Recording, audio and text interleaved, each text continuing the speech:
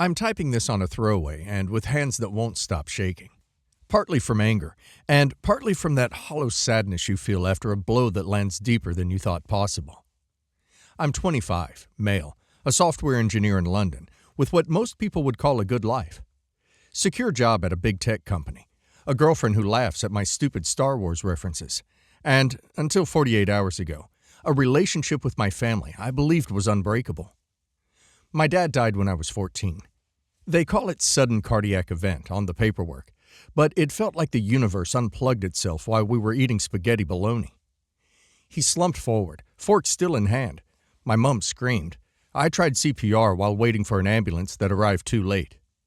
That sound, that half gasp, half rattle, still punches me awake some nights. After the funeral, truth spilled quicker than the casseroles neighbors kept bringing.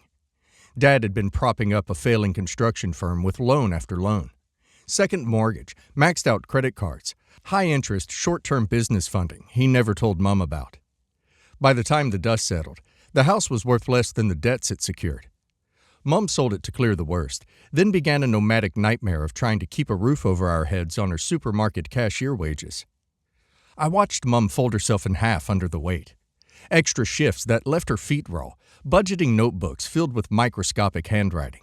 Silent tears when she thought my sister and I were asleep.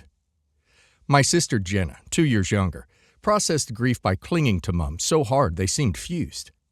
I processed by turning anger into momentum. I got an after-school job the week after my 16th birthday, followed by freelance coding gigs I squeezed in between A-level revision. At 18, I deferred uni to launch a tiny app security startup with two mates who were equally allergic to the 9-to-5 track. We coded in a damp garage lit by fairy lights because the bulb broke and we never replaced it.